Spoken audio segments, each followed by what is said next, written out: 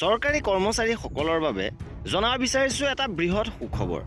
এইবাৰ কৰ্মচাৰীসকলৰ ডিএ 63% বৃদ্ধিৰ খবৰ আহিছে। কৰ্মচাৰীসকলৰ ডিএ এবাৰ বৃদ্ধি পাব 63%। 58ৰ পৰা বাঢ়ি ডিএ হ'ব 63%। কৰ্মচাৰীসকলৰ অষ্টম দৰমহা আয়োগৰ পূৰ্বে কিমান বাঢ়িব দৰমহা? কেন্দ্ৰীয় চৰকাৰ কৰ্মচাৰীসকলৰ বাবে আহিছে সুখবৰ।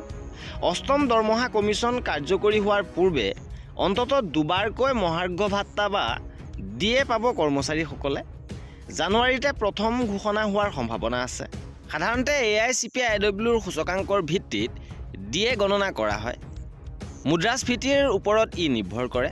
ইপিনে নতুন বছৰত বৰ্তমান পৰ্যন্ত 25 চনৰ ডিচেম্বৰৰ মুদ্ৰাস্ফীতিৰ পৰিমাণ ঘোষণা কৰা নাই চৰকাৰে। সেই পৰিসংখ্যা প্ৰকাশ পালে ডিএ কিমান বাঢ়িব পাৰে তাৰ আন্দাজ কৰিব পাৰি। আৰু অৰ্থনীতিবিদসকলে জনাইছে যে 50.14 লাখ কেন্দ্ৰীয় চৰকাৰ কৰ্মচাৰী, 69 লাখ পেঞ্চনভোগীৰ কিমান বাঢ়িব পাৰে দৰমহা। যিহেতু AICPIWৰ সূচকাংকৰ ওপৰত ভিত্তি কৰিয়ে ডিএ নিৰ্ধাৰণ কৰে বিত্ত মন্ত্ৰালয়ে। 25 চনৰ নৱেম্বৰৰ AICPIW আছিল 148.2।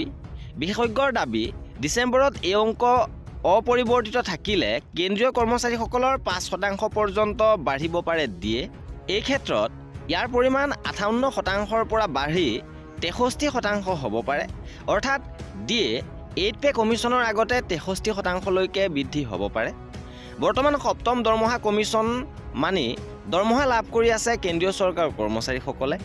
তাতে ৰাজ্যভেদে পৃথক পৃথক হয় পৰিবহণ ভাত্তা টিএ নিৰ্ধাৰণ। দেশৰ চৰকাৰসমূহক আকৌ এক Y আৰু Z কেটেগৰীৰ শ্ৰেণীত ভাগ কৰা হৈছে। ইয়াৰ মাজতে এক চহৰৰ কৰ্মীসকলক সৰ্বোচ্চ পৰিবহণ ভাত্তা দিয়া হৈছে। এই টিএ প্ৰতি মাহে এক নিৰ্দিষ্ট পৰিমাণে লাভ কৰে কৰ্মীসকলে, আৰু যাৰ ওপৰত ভিত্তি কৰি ডিএ বা মহাৰ্ঘ ভাত্তা নিৰ্ধাৰিত হয়।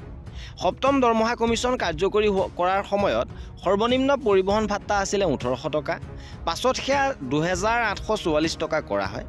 ইপিনে সপ্তম দৰমহা আয়োগৰ নিয়ম অনুসৰি ডিএ বৃদ্ধি হৈ 63% হ'লে কৰ্মচাৰীসকলৰ সৰ্বনিম্ন টিএ হ'ব 2934 টকা।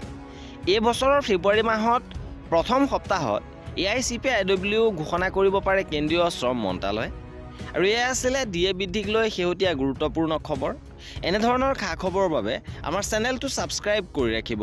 ভিডিঅ'টো শেষৰলৈকে চোৱাৰ বাবে বহুত ধন্যবাদ।